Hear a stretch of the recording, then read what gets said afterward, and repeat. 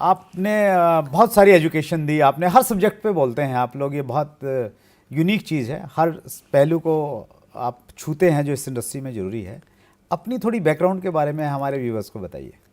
मेरी वाइफ अक्सर मुझसे पूछती है कि अपने बारे में थोड़ा बताओ। अच्छा, जब मुझे शुरू में वो मिली थी तो अब तो नहीं पूछते होंगे। जब भी मेरी लाइफ में जब मुझे कोई बैकग्राउंड पूछता है तो मैं क्या गा के उसको मेरे बारे में पूरा बता देता हूँ। क्या बात है सर। तो वाइफ अक्सर जब आप पूछती है ना आप ऐसे कैसे अलग अलग से कैसे हो, तो मैं उसको ये कहता हूँ देसी देसी ना बोल्या कर छोरी रे, क्या बात है। इस देसी की फैन ये दुनिया हो रही रे। बहुत खूब। Just kidding. बाकी मैं गांव का एक साधारण सा लड़का हूँ, मिडिल क्लास परिवार में जन्म हुआ मेरा। मेरे मदर फादर की शादी हुई और शादी के 11 साल तक उनके घर में कोई संतान नहीं हुई। अच्छा। तो भारत में जब किसी जोड़े के यहाँ संतान नहीं होती तो वो पंडित जी के पास जरूर जाते हैं। 2 साल के बाद ही जाना शुरू कर देते हैं। हाँ, तो जब 11 साल हो गई और गए वो उनके पास जाके पंडित जी से पूछा, पंडित जी संतान नहीं हो रही, तो 2-3 दिन तक स्टडी किया और स्टडी करने के बाद पंडित जी ने जो बोला, मतलब मैं आत्म प्रशंसा नहीं कर रहा हूँ और अब होवे तो होवे क्योंकि मेरे अलावा बताएगा कौन ये बात। तो पंडित जी ने बोला महापुरुषों को आने में टाइम लगता है थोड़ा। अच्छा, वंडरफुल वंडरफुल। अच्छा। तो ये बात मेरे को कई सालों तक पापा जी और मम्मी कहते रहे। मैंने कहा महापुरुष जैसा तो मुझे कहीं भी आसपास में नहीं पता, अगर आपको पंडित जी ने बेवकूफ़ बनाया। अच्छा। अरे नहीं बेटा, तेरे दादाजी भी बोलते थे। अच्छा। तो भाग्य की रेखा लेके आया ये वो। मैंने कहा नहीं, मेरे को कहीं नहीं लगता। 1980 को मेरा जन्म हुआ। राइट। जयपुर से 18 किलोमीटर दूर एक मेरा छोटा सा गाँव है। अच्छा। वहीं पला बड़ा। 3-4 साल का हुआ तब तक घर से 1 किलोमीटर दूरी पे तालाब था, तो तालाब में नहाना चालू कर दिया था। अच्छा। तो जीवन का 3 साल की उम्र हुई, 3 साल की उम्र हुई होगी। तो बच्चों के साथ खेलने जाते थे। और गांव में जो जीवन में सबसे पहला यूँ कहूँ चेतावनी जो मिली वो पानी से मिली। अच्छा, तो कैसे? 5 साल की उम्र थी और पानी में कूदना चालू किया।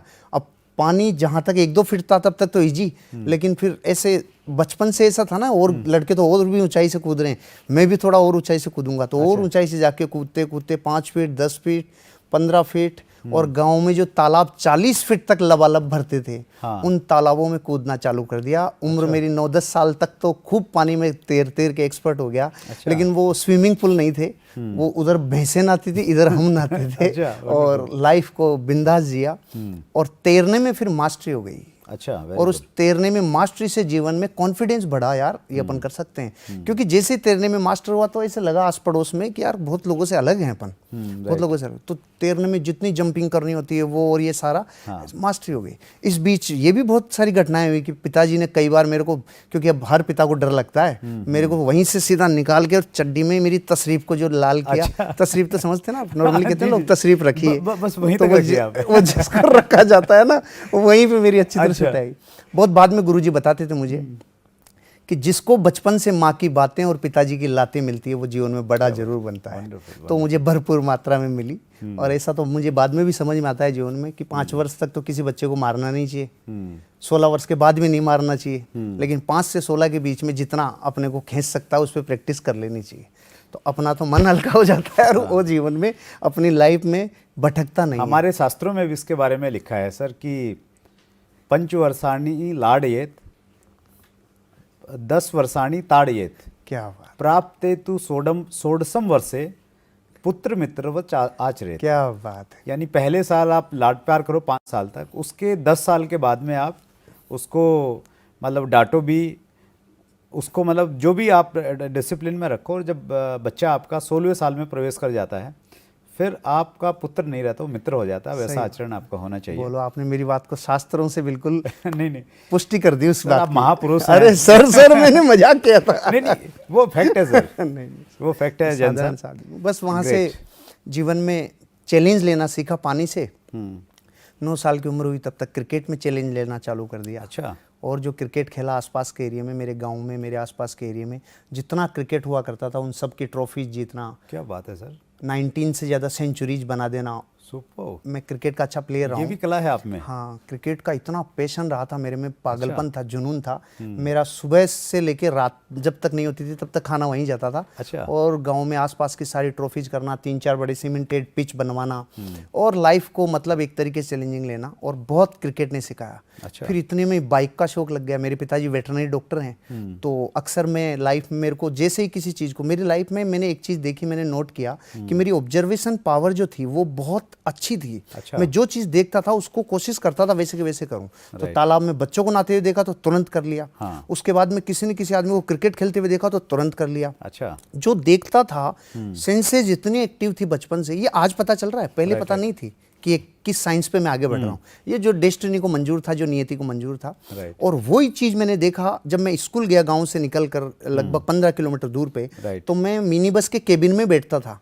अच्छा। सिर्फ एक ही जगह देखता था ये क्या क्या कर रहा है, तो वो लेफ्ट वाला दबाता था। अच्छा, ओके। फिर यूं करता था, फिर राइट वाला ये दबाता था, फिर उसको छोड़ता, यूं करता, यूं करता, यूं करता, यूं करता। ये मैंने 2 साल इतना देखा कि 2 साल देखने के बाद जीवन में पहला जो मैंने व्हीकल चलाया, हाँ। मेरे ताऊजी की एक गाड़ी हुआ करती थी, मेटाडोर, लंबी वाली, जिसपे डॉन मूवी में अमिताभ बच्चन को किडनैप करते थे, वो वाली। तो वो मेरे ताऊजी की एक स्कूल बस थी, वो मेरे यहाँ खड़ी थी। अच्छा। मैंने लाइफ की पहली गाड़ी वही चलाई, सब दोस्तों को और सबको बिठा लिया, 13-14 किलोमीटर ले गया, 13-14 किलोमीटर ले आया, क्योंकि वो 2 साल तक ऑब्जर्व इतना गहरे से किया था, सेंसेज इतनी एक्टिव थी कि वो मैंने बिना किसी ड्राइवर के साथ रह के मैंने वो चलाई। पहली बार में चला दी? पहली बार लाइफ का पहला व्हीकल मैंने वो मेटाडोर ही चलाई, लंबी वाली। ठोका ठाका नहीं किसी को? नहीं नहीं। अच्छा। नहीं, भगवान की दया से टचवुड आज तक मैंने लगभग 3 लाख किलोमीटर तो मोटरसाइकिल चला दी। अच्छा। 4.5 लाख किलोमीटर लगभग मैंने कारें चला दी। मुझे मोहब्बत थी इन चीज़ों से। मैं बनना चाहता था तैराक, लेकिन कोई कोच नहीं मिला तो तैराक नहीं मिला। फिर मैंने देखा मैं क्रिकेटर बनूंगा, तो पता चला कि मेरे पास कोई कोच नहीं था, कोई अपलाइन नहीं था, कोई गुरु नहीं था, मैं क्रिकेटर भी नहीं बना। लेकिन मैं सी डिवीजन खेला, डिस्ट्रिक्ट खेला मैंने। अच्छा। डिस्ट्रिक्ट खेला और सारे टूर्नामेंट्स खूब खेले। अभी तो आप मेरा क्रिक हीरोज वेबसाइट पर अगर डेटा देखेंगे, जो मैं अभी यहाँ पर, ऐसा कोई मौसम नहीं है, नहीं तो मैं बताता आपको। और वहाँ पर अच्छा रिकॉर्ड है मेरा। और वर्ल्ड की सबसे फास्टेस्ट सेंचुरी जो बनाई है 37 गेंदों पे, उसके बाद फिर मेरी है 29th पे। क्या बात कर रहे हो? 29 बॉल पे। कब कौन से टाइम की बात है ये मैंने खेला अभी मार्च 2017 में। पहले तो मैंने सन 2000 तक खेला, फिर मैं 17 साल मेरी जिंदगी के मेरे करियर में लगा रहा। मैं रिटायरमेंट के बाद अभी 37 वर्ष की उम्र में 1-1.5 साल पहले जब मैं दोबारा खेलने गया तो 20-20 साल के लड़के थे, और जो मैंने उनकी मतलब जो किया, तो वो कहते अंकल क्या खाते हो? मैंने कहा नहीं बेटा, मैं मेरे नेटवर्क मार्केटिंग बिजनेस के प्रोडक्ट्स खाता हूँ। उनमें ताकत आ जाती है। तो क्रिकेट का पैशन हुआ, फिर ऐसी गाड़ियाँ चलाने का पैशन हुआ। ये सब इसलिए हो रहा था कि मेरी नियति मुझे कह रही थी तुझे काम ही ऐसा ही मिलेगा, तू लगा ही रहे जिंदगी पर। तो जिस काम से एक दिन मेरे दोस्त थे, हम लोग 5 लोगों को मुंबई जाना था, ना ट्रेन मिली ना कोई फ्लाइट मिली। हमने इनोवा उठाई, तो सबने कहा यार 1200 किलोमीटर है जयपुर से मुंबई। हाँ, तो कि चलो थोड़ा थोड़ा कर लेंगे। मैंने कहा हाँ मैं शुरू करता हूँ, फिर देखते हैं कर लेंगे अपन। अच्छा। तो सुबह 6 बजे रवाना हुए, रात को 9 बजे मैंने जाके जगाया, मुंबई आ गया अकेले। मेरे को पैशन है, मतलब आनंद आता है मेरे को। Wonderful sir, wonderful. नॉर्मली हम लोग जैसे 2 भी हो गए ना हम लोग, तो फिर मैं ड्राइवर को कह देता हूँ यहीं रहो, हम जाके आते हैं। डायरेक्ट सेलिंग इंडस्ट्री में मैं देखता हूँ सर, जो भी हमारे गेस्ट होते हैं, तो हमारी बहुत सारी चीज़ें मिलती हैं आपस में। जैसे स्पोर्ट्स की आपने बातचीत की, मेरा अपना ये मानना है कि स्पोर्ट्स, किसी न किसी एक स्पोर्ट्स से हमारा एक्टिव जुड़ाव रहना चाहिए, एक्टिव इन्वॉल्वेशन रहनी चाहिए।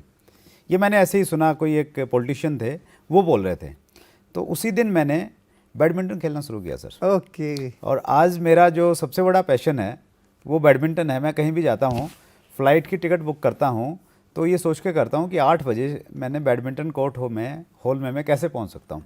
और कई बार ऐसा होता है, मैं एयरपोर्ट पे उतरता हूँ और सीधा बैडमिंटन कोर्ट पहुँचता हूँ, कोई किट वहाँ पे देके चला जाता है, और मैं क्रिकेट मतलब बैडमिंटन खेल के फिर मैं घर पहुँचता हूँ। और मेरा ये मानना है कि जो हमारे व्यूअर्स हैं वो भी किसी न किसी एक मैच को देखिए मत, आप उसमें एक्टिव पार्टिसिपेशन कीजिए।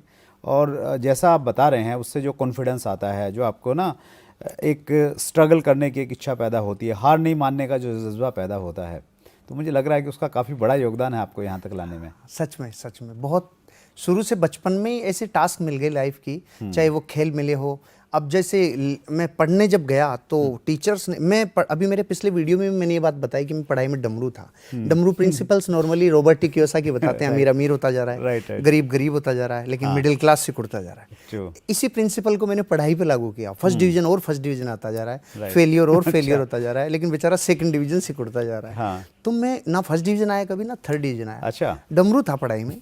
लेकिन मेरे टीचर्स ने एक चीज नोट की कि इस बच्चे में कुछ कला है। तो मैं जब 9 साल का था और चौथी 5वीं क्लास में था, तो मेरे को सबसे पहले उन्होंने एक नाटक के लिए मेरे को वो कर दिया, नियुक्त कर दिया कि आप ये सीरियल में पार्टिसिपेट करो, तो ये रोल करो। तो मेरे को रोल दिया उन्होंने छोगा का। अच्छा, छोगा मतलब एक ग्वाला था जो गाय भैंस चराता था। तो मेरी माँ उसमें मेरे को बोलती थी छोगा, तो मैं बोलता था हम तो सोगा। अच्छा, ओके। कि बेटा नहा ले। हाँ। मैंने कहा माँ जिस पे रोज गाय वैसे पेशाब करती है उसको नहाने की जरूरत क्या है। अच्छा, तो उस पे मुझे उस जमाने में 89 में 1100 रुपए की इनाम मिली। अच्छा, क्या बात, जो गांव वालों ने किया। फिर उसके बाद एक अंग्रेज का रोल मिला। उसके बाद फिर मुझे उन्होंने कहा कि ले तू गाने भी लग जा। फिर उसके बाद देशभक्ति गाने देने लग गए, फिर भाषण देने लग गए। तो जो लड़का पढ़ाई में बहुत ज्यादा एक्स्ट्रा ऑर्डिनरी नहीं था, मॉनिटर, हालांकि मैं एलकेजी से लेके एलएलबी तक रहा हूँ। अच्छा, एलकेजी से एलएलबी तक। वो घमंड तो मेरा बाद में टूटा जब मेरे को नॉलेज हुआ।